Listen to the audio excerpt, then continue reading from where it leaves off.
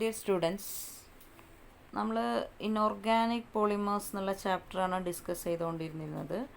Last ക്ലാസ്സിൽ sulphur nitrogen കോമ്പൗണ്ട്സാണ് നമ്മൾ discuss ചെയ്തുകൊണ്ടിരുന്നത്. സൾഫർ നൈട്രജൻ കോമ്പൗണ്ട്സിന് മുന്നേ ഫോസ്ഫറസ് നൈട്രജൻ കോമ്പൗണ്ട്സ് നമ്മൾ ഡിസ്കസ് ചെയ്തു.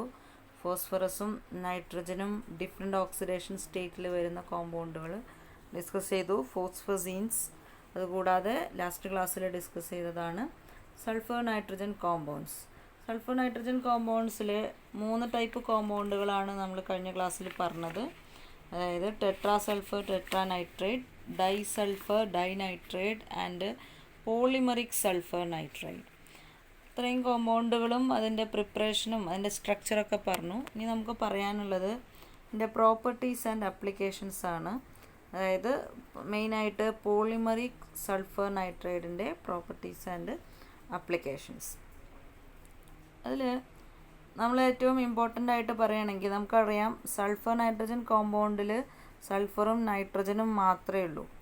അതായത് മെറ്റൽസ് ഒന്നും പ്രസൻ്റ് അല്ല. പക്ഷേ മെറ്റാലിക് പ്രോപ്പർട്ടീസ് കാണിക്കുന്നുണ്ട് സൾഫർ നൈട്രജൻ കോമ്പൗണ്ട്. അതായത് ഈ covalent polymer that displays metallic properties even though it contains no metal atom.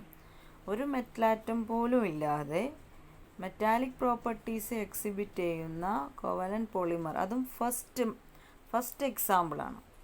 പോളിതൈയസൈൽ എന്ന് പറയുന്നത് first example of a covalent polymer that displays metallic properties even though it contains no metal atom.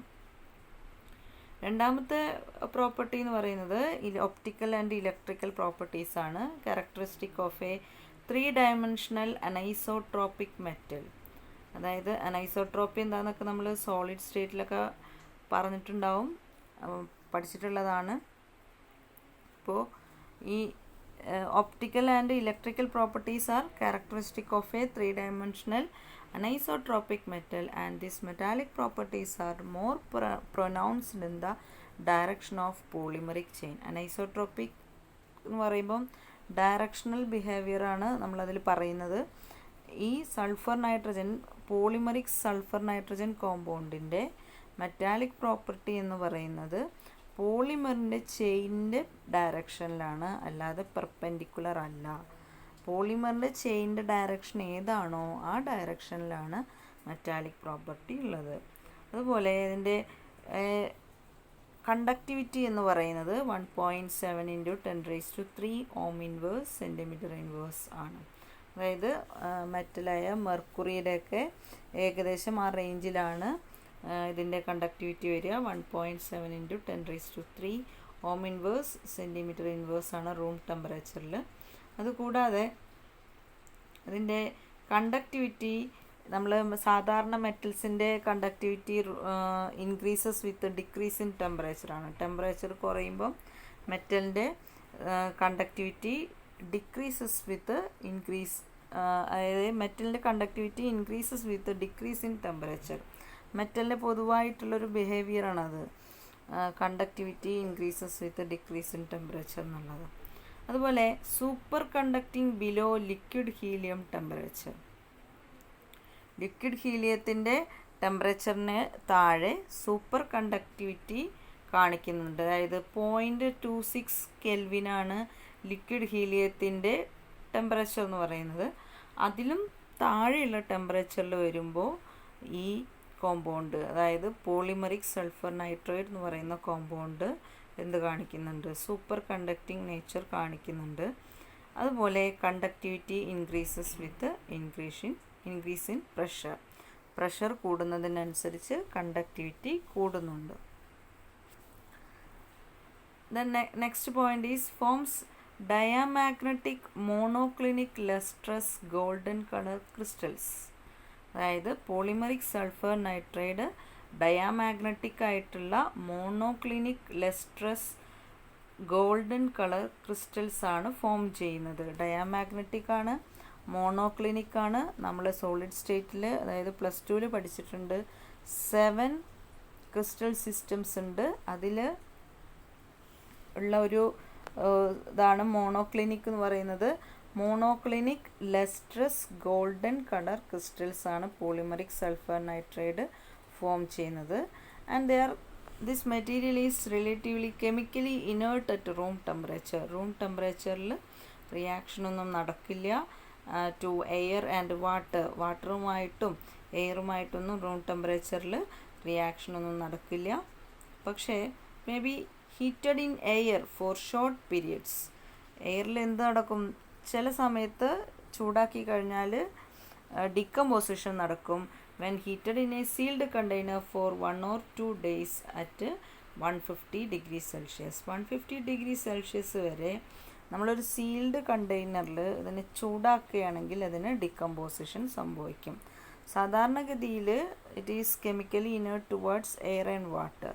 പക്ഷേ നമ്മളൊരു sealed കണ്ടെയ്നറിൽ 150 degree Celsius വരെ ചൂടാക്കി കഴിഞ്ഞാൽ അതിനെന്ത് സംഭവിക്കും? Decomposition സംഭവിക്കും. And it is insoluble in all solvents with which it does not react chemically അത് reactivity കാണിക്കാത്ത സോൾവെൻറ്റുകളിലൊക്കെയും അതെന്താണ്? ഇൻസോലുബിളാണ്. അതായത് ആ സോൾവെൻറ്റുകളിലൊന്നും അതെന്ത് ചെയ്യുന്നില്ല? റിയാക്ട് ചെയ്യുന്നില്ല. അതാണ് പോളിമറിക് സൾഫർ നൈട്രൈഡിൻ്റെ പ്രോപ്പർട്ടി എന്ന് പറയുന്നത്. ഇനി next, they react with chlorine slowly at room temperature to give NaCl. അതായത് ക്ലോറിനുമായിട്ട് ദിസ് പോളിമറിക് സൾഫർ നൈട്രൈഡ് വളരെ സ്ലോ ആയിട്ടാണ് റിയാക്ട് ചെയ്യുന്നത്. റിയാക്ട് ചെയ്തിട്ട് തരുന്ന കോമ്പൗണ്ടാണ് NaCl. പക്ഷേ ബ്രോമിനുമായിട്ട് വളരെ സ്പീഡിലാണ്. It reacts rapidly with bromine vapour to give highly metallic polythiazyl bromides. കിട്ടുന്ന പ്രോഡക്റ്റ് പോളിതൈയസൈൽ ബ്രോമൈഡ്സ്. അപ്പോൾ ക്ലോറിനും ബ്രോമിനൊക്കെ ഹാലജനാണ്. പക്ഷേ ക്ലോറിനുമായിട്ട് വളരെ സ്ലോ ആയിട്ടാണ് റിയാക്ഷൻ. എന്നാൽ ബ്രോമിനുമായിട്ട് റാപ്പിഡായിട്ടാണ് റിയാക്ഷൻ നടക്കുന്നത്. അതുപോലെ എയറിൻ്റെ ആബ്സെൻസിൽ 200 ഡിഗ്രി സെൽഷ്യസിൻ്റെ മുകളിൽ ചൂടാക്കി കഴിഞ്ഞാൽ ഡിക്കമ്പോസസ് വയലൻ്റ്ലി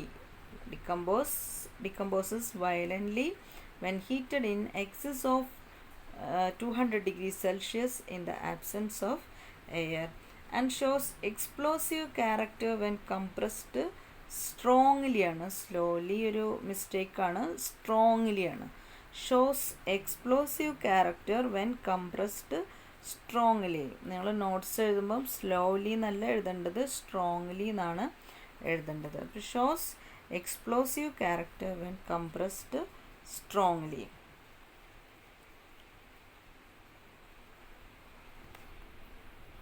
ഇനി polythiazide is used to increase the efficiency of gallium arsenic solar cells up to 35%.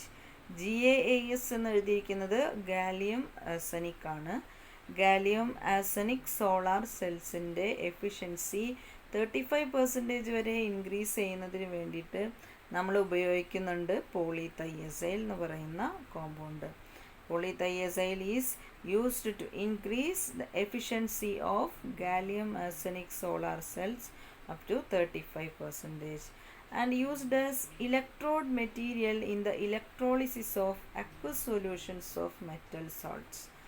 ഈ അക്വസ് സൊല്യൂഷൻസ് ഓഫ് മെറ്റൽ സാൾട്ട്സിൻ്റെ ഇലക്ട്രോളിസിസിലെ ഇലക്ട്രോഡ് മെറ്റീരിയലായിട്ട് നമ്മൾ ഉപയോഗിക്കുന്നുണ്ട് ഈ പോളിമറിക് സൾഫർ നൈട്രേറ്റ് കോമ്പൗണ്ട്.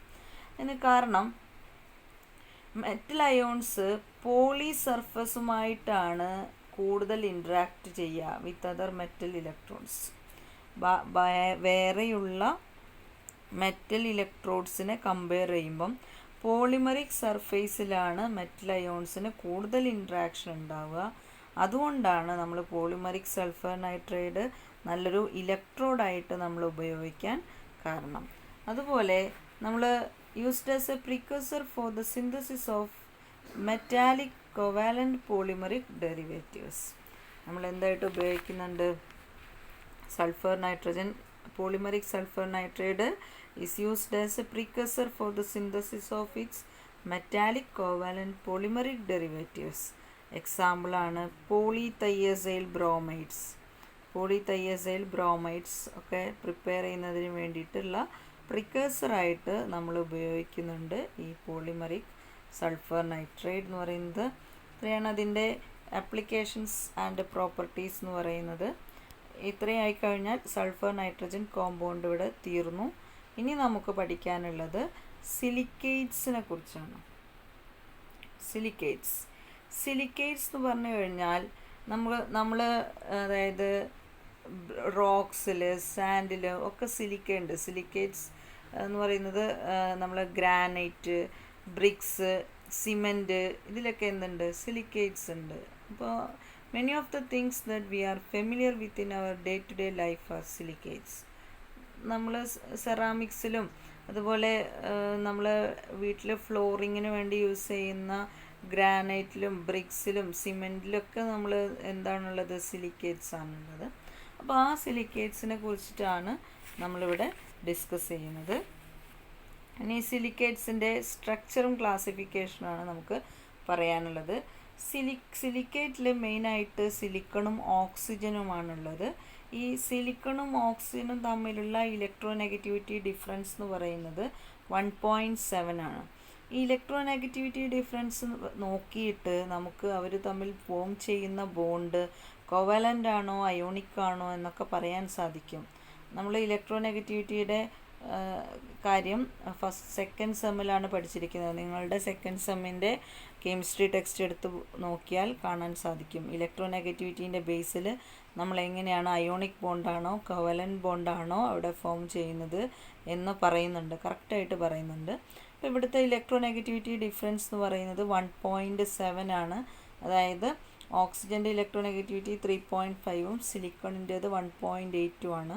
തമ്മിലുള്ള ഡിഫറൻസ് 1.7 ആണ്. അപ്പോൾ അത് തമ്മിലുള്ള ആ ഒരു ഇലക്ട്രോനെഗറ്റിവിറ്റിയും ബോണ്ട് ക്യാരക്ടറും തമ്മിലുള്ള റിലേഷൻ വെച്ചിട്ട് ഓക്സിജൻ സിലിക്കൺ ബോണ്ട് 50% അയോണിക്കും 50% കോവാലൻറ്റുമാണ്. അതുപോലെ റേഡിയസ് റേഷ്യോ എന്ന് പറയുന്നത് 0.29 ആണ്.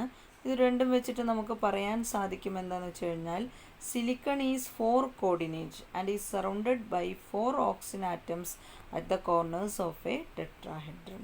ഒരു ടെട്രാഹെഡ്രൻ്റെ 4 കോർണേഴ്സിൽ ഓക്സിജൻ ആറ്റം ഉണ്ടായിരിക്കും. സിലിക്കൺ എന്താണ് നടുക്ക്. നിങ്ങൾ CH4 ഒക്കെ ആലോചിക്കുക. CH4 മീതേൻ എന്ന് പറയുന്നത് ടെട്രാഹെഡ്രൽ സ്ട്രക്ചറാണ്. നടുക്ക് കാർബൺ ഉണ്ടായിരിക്കും, 4 സൈഡിലും 4 കോർണേഴ്സിലും ഹൈഡ്രജനും ഉണ്ടായിരിക്കും.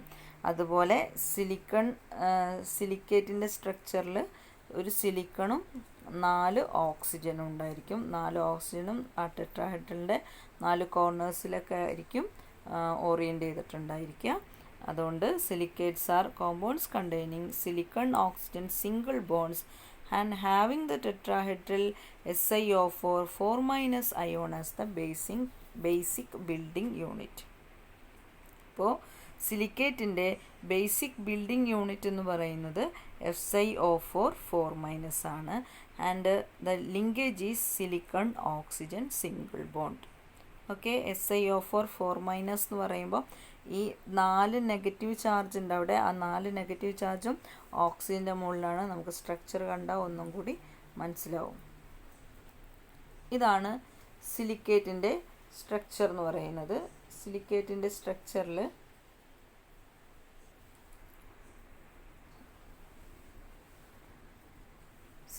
സ്ട്രക്ചറിൽ സിലിക്കൺ സെൻട്രലിൽ ഒരു ടെട്രാഹെഡ്രലിൻ്റെ 4 കോർണേഴ്സിലും 4 ഓക്സിജൻ. ഈ ഓക്സിജൻ ആണ് കേട്ടോ നെഗറ്റീവ് ചാർജ് ഉള്ളത്.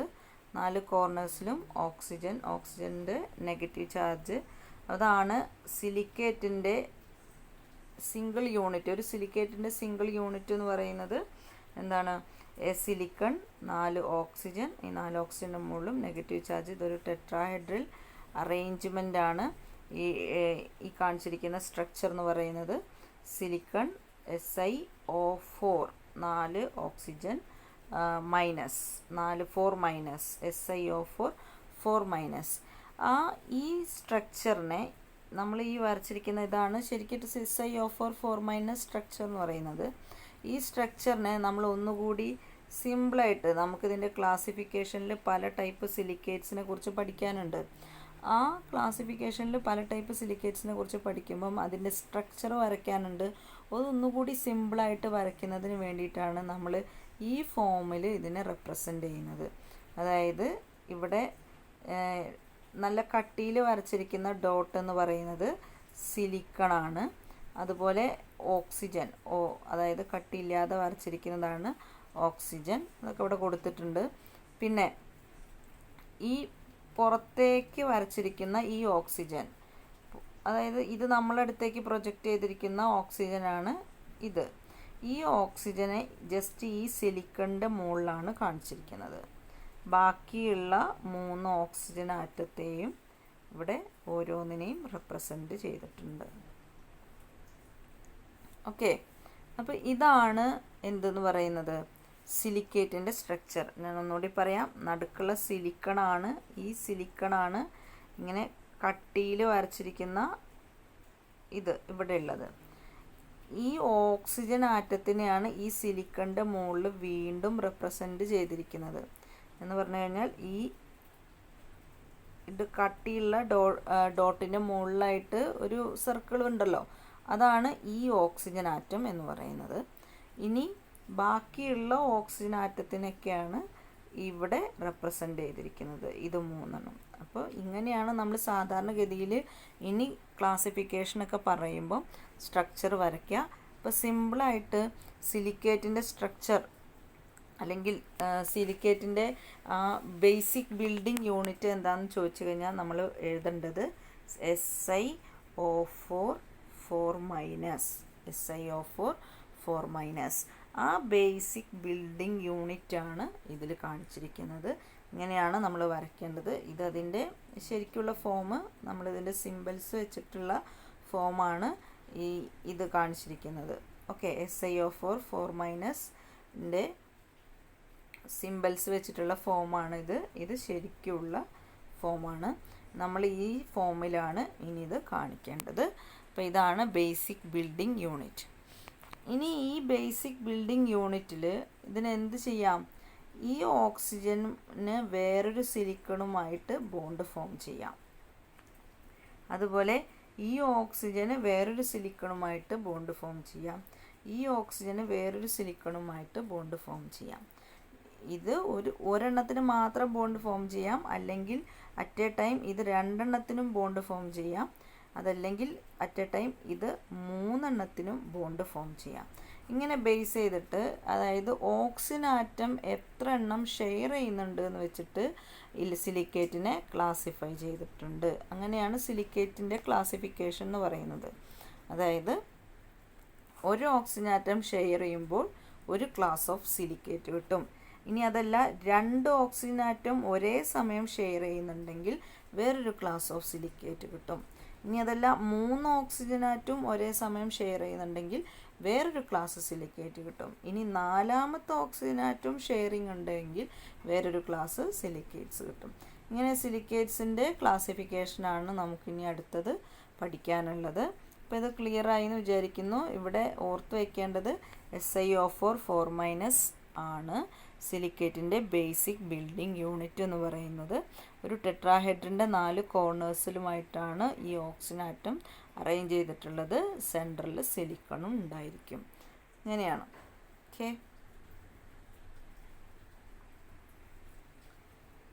ഇതാണ് classification. SiO4 4- tetrahedra may exist as discrete units. ഒന്നുകിൽ ഡിസ്ക്രീറ്റ് ആയിട്ട് നിൽക്കാം, അതായത് ഒറ്റയ്ക്ക് നിൽക്കാം, or may polymerize into larger units by sharing corners. കോർണറിൽ എന്താ ഉള്ളത്? ഓക്സിജൻ ആറ്റമാണ് ഉള്ളത്. അപ്പോൾ ഈ ഓക്സിജൻ ആറ്റത്തിനെ ഷെയർ ചെയ്തിട്ട് എന്ത് ചെയ്യാം? പോളിമറൈസേഷൻ നടക്കാം. അപ്പോൾ silicates are classified into different types depending upon number of corners.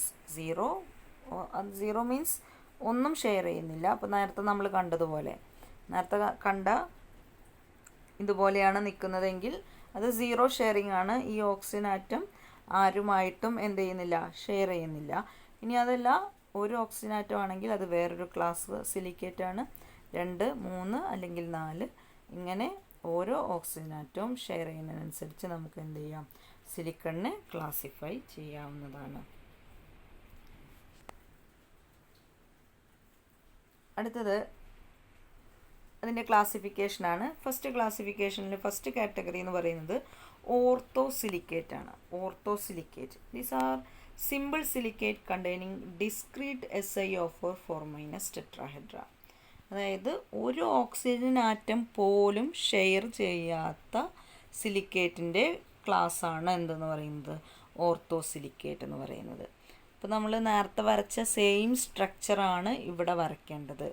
നേരത്തെ നമ്മൾ സിലിക്കൺ സെൻറ്ററിൽ വെച്ചിട്ട് ബാക്കി ഓക്സിജനൊക്കെ ഒരു ടെട്രാഹെഡ്രലിൻ്റെ 4 കോർണേഴ്സിലുമായിട്ട് ഓറിയൻറ്റ് ചെയ്തിട്ട് വരച്ചിട്ടില്ലേ, ആ സ്ട്രക്ചറാണ് നമ്മളിവിടെ കൊടുക്കേണ്ടത്.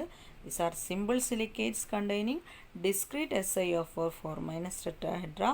എക്സാമിന് സിലിക്കേറ്റിൻ്റെ ക്ലാസിഫിക്കേഷൻ ചോദിച്ചു കഴിഞ്ഞാൽ ഇവിടെ വരയ്ക്കേണ്ട സ്ട്രക്ചർ എന്ന് പറയുന്നത് നമ്മൾ തൊട്ട് മുന്നേ കാണിച്ച ഈ സ്ട്രക്ചറാണ്.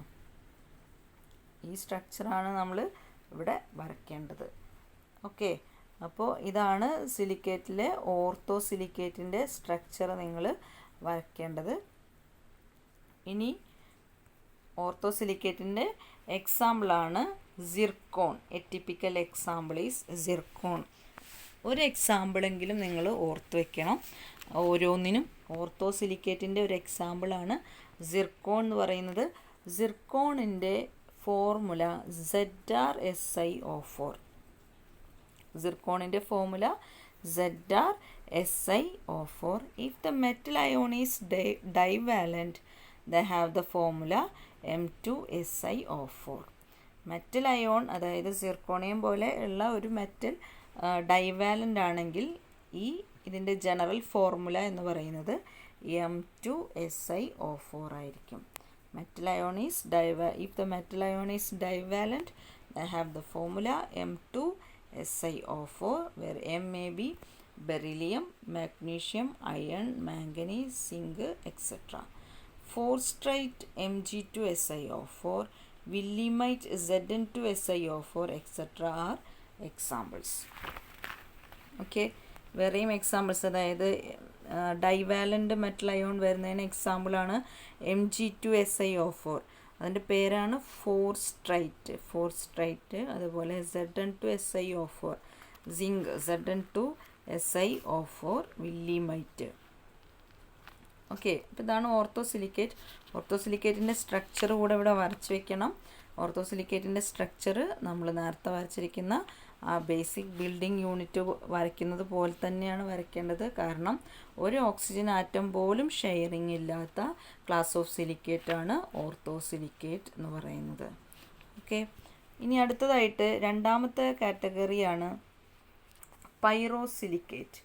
പൈറോസിലിക്കേറ്റ് എന്ന് പറഞ്ഞു കഴിഞ്ഞാൽ ഒരു ഓക്സിജൻ ആറ്റത്തിനെ എന്ത് ചെയ്യുന്നുണ്ട്, ഷെയർ ചെയ്യുന്നുണ്ട്. ഒരു ഓക്സിജൻ ആറ്റത്തിനെ ഷെയർ ചെയ്യുന്നതാണ് പൈറോസിലിക്കേറ്റ് എന്ന് പറയുന്നത്. അതിൽ 2 SiO4 4- യൂണിറ്റ്സ് ആണ് ഉണ്ടാവുക. ഇതാണ് ഒരു SiO4 4- യൂണിറ്റ്.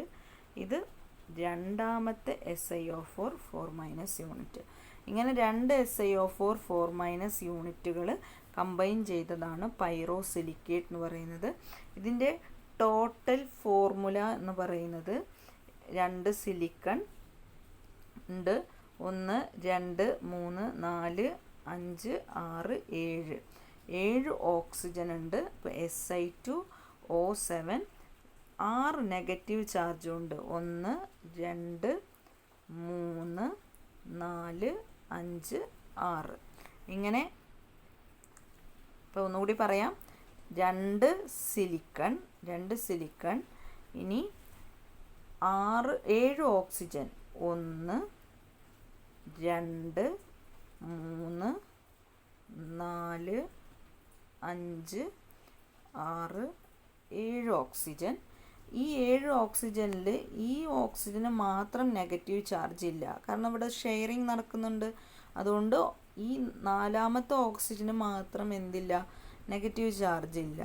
അതുകൊണ്ട് ബാക്കിയുള്ള എല്ലാത്തിനും നിങ്ങൾക്ക് നെഗറ്റീവ് ചാർജ് കാണാൻ സാധിക്കും. അപ്പോൾ ആ 6 - 6 നെഗറ്റീവ് ചാർജ് ഉണ്ടായിരിക്കും. ഓക്സിജൻ്റെ 6 ഓക്സിജൻ ആറ്റത്തിനും നെഗറ്റീവ് ചാർജ് ഉണ്ട്. 2 സിലിക്കൺ Si2, പിന്നെ 7 ഓക്സിജൻ, അത് കൂടാതെ പിന്നെ 6-. ഓക്കെ, ഇതാണ് ഇതിൻ്റെ formula. Okay, this contain Si2O7 6- units formed when 2 SiO4 4- tetrahedral share a corner. ഒരു കോർണറാണ് ഇവിടെ ഷെയർ ചെയ്യുന്നത്. അപ്പോൾ നിങ്ങൾ എങ്ങനെയാണ് ഇത് വരയ്ക്കേണ്ടതെന്ന് വെച്ച് കഴിഞ്ഞാൽ നമ്മൾ ഒരു ട്രയാങ്കിൾ വരയ്ക്കുക. ട്രയാങ്കിൾ വരച്ചിട്ട് ടെട്രാഹെഡ്രലായി 3 കോർണേഴ്സിലും ഒരു ഓക്സിജനെ വരയ്ക്കുക. ഇവിടെ എന്തുണ്ട്? ഒരു സിലിക്കണുമുണ്ട്, ഇവിടെ ഒരു സിലിക്കണും ഉണ്ട്, ഇവിടെ ഒരു ഓക്സിജനും ഉണ്ട്. ഇതിനൊക്കെ എന്തുണ്ടായിരിക്കും? ഓരോ നെഗറ്റീവ് ചാർജ് ഉണ്ടായിരിക്കും. ഈ ഓക്സിജൻ എന്ന് പറയുന്നത് മ്യൂച്വൽ ഷെയറിംഗ് ആണ്. അതുപോലെ ഓരോ യൂണിറ്റുകൾ ഇവിടെയും വരയ്ക്കുക, ഓക്സിജനെ റെപ്രസെൻ്റ് ചെയ്യുക. ഓക്കെ, ഇവിടെ സിലിക്കണും ഉണ്ടായിരിക്കും. അപ്പോൾ ഇതാണ് എന്തെന്ന് പറയുന്നത്? പൈറോസിലിക്കേറ്റ്. നന്നായിട്ട് വരച്ച് പഠിക്കുക. പൈറോസിലിക്കേറ്റിന് എക്സാമ്പിളാണ് തോട്ട് വിറ്റൈറ്റ്. തോട്ട് വിറ്റൈറ്റ് എന്ന് പറയുമ്പോൾ Se2 സെലീനിയം ആണ് ഇവിടുത്തെ മെറ്റൽ എന്ന് പറയുന്നത്. അതുപോലെ ഹെമിമോർഫേറ്റ് എന്ന് പറയുമ്പോൾ സിങ്ക് ആണ്. ഹെമിമോർഫേറ്റ് എന്ന് പറയുമ്പോൾ സിങ്ക് ആണ് ഇവിടുത്തെ മെറ്റൽ എന്ന് പറയുന്നത്. നമ്മൾ ഒരു എക്സാമ്പിളെങ്കിലും എഴുതി വയ്ക്കാൻ, അതായത് എസ്സേക്ക് ചോദിക്കും, എസ്സേ ചോദിക്കുമ്പോൾ എഴുതി വയ്ക്കാൻ ഒരു എക്സാമ്പിളെങ്കിലും പഠിച്ചു വയ്ക്കുക, തോട്ട് വിറ്റൈറ്റ്. ഈ സ്ട്രക്ചറിനെ നമ്മൾ പറയുന്നത് ഐലൻഡ് സ്ട്രക്ചർ എന്നാണ്. Island structure. ഈ സ്ട്രക്ചർ എന്താണ്? ഐലൻഡ് സ്ട്രക്ചറാണ് ഈ കൊടുത്തിരിക്കുന്നത്. ഓക്കെ, അപ്പോൾ ഇതാണ് പൈറോസിലിക്കേറ്റ് എന്ന് പറയുന്നത്. പൈറോസിലിക്കേറ്റ് contain Si2O7 6- units formed when SiO4 4- tetrahedra share a corner, that is oxygen atom. The structure possessed by them are called island structures. Example thottwitite and hemimorphite. Okay, അപ്പോൾ ഇതാണ് പൈറോസിലിക്കേറ്റ്. അപ്പോൾ നമ്മൾ 2 ക്ലാസിഫിക്കേഷനാണ് പറഞ്ഞത്, ഓർത്തോസിലിക്കേറ്റും പൈറോസിലിക്കേറ്റും. ഇനിയും ഉണ്ട്, അത് നമുക്ക് അടുത്ത ക്ലാസ്സിൽ ഡിസ്കസ് ചെയ്യാം. Okay, thank you.